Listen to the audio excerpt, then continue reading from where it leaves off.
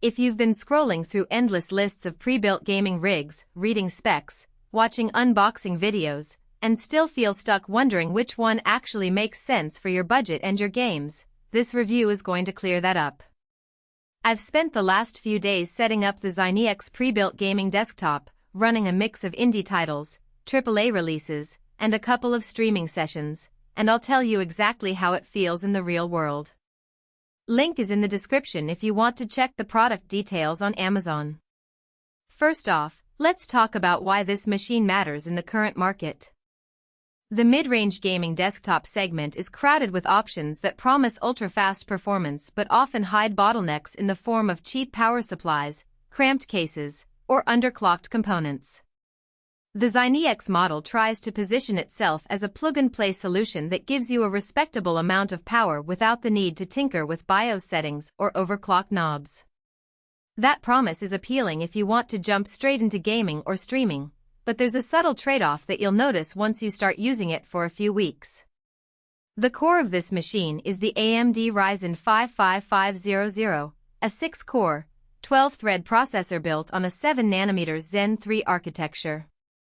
In day-to-day use, that means you'll see smooth multitasking when you have Discord, a browser with several tabs, and a game all running together. I tested it with a typical Game Plus chat workflow, playing Valorant, while having a YouTube tutorial open and keeping a music playlist active. The frame rate stayed consistent, and there was no noticeable hitch when the game engine shifted focus to the chat window. For most modern titles that sit comfortably under a 1080p resolution, the 5500 handles the CPU side without throttling. Pair that with the GeForce RTX 3050 6GB GPU, and you land squarely in the sweet spot for 1080p gaming. The RTX 3050 isn't a beast like the 3060 or 3070, but it does carry the ray tracing cores and DLSS support, which you'll appreciate in titles that actually use those features. I tried Cyberpunk 2077 on medium settings with DLSS set to performance. The game ran at a stable 5560 frames per second, and the RT-enabled lighting added a modest boost to visual quality compared to a plain rasterized version. In less demanding games like Fortnite or Apex Legends, you could crank settings up to high and still see 8090 frames per second.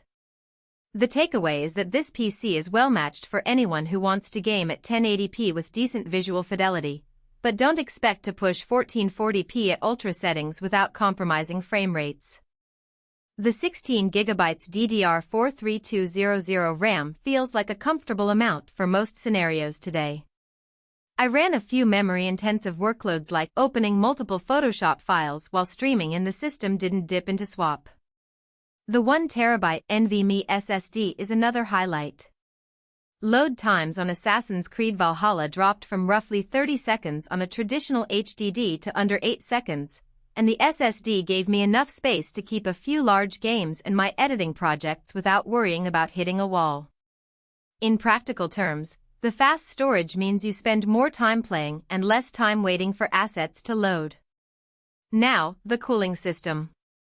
ZYNEEX equipped this tower with an ARGB air cooler that uses 4 copper heat pipes and several high-flow fans. The ARGB part is mostly for aesthetics. Many gamers like a little neon glow on the case, but the cooling performance is where it counts.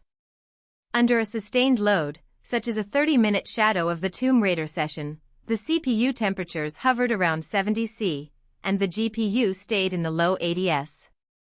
Those numbers are solid for a mid-range build and indicate that the cooler can keep the components in a safe range without being noisy. The fan noise was audible when you're sitting at your desk but never reached a level that would be distracting for a stream audience. If you plan to overclock or run the PC in a cramped room, you might eventually feel the need for a bit more airflow, but for stock settings the cooler does its job. Port selection on this model is generous. You get HDMI, DisplayPort, a couple of USB-C and USB-A ports, and Ethernet. I plugged in a 4K monitor via DisplayPort just to see how the RTX 3050 handled it. The GPU capped out at around 60 frames per second on Metro Exodus at 4K low settings, which is acceptable if you're okay with a lower frame rate for that resolution. However, Most users in this price bracket will stick with 1080p monitors, so the extra DisplayPort is more about future-proofing than immediate need. Who should buy this?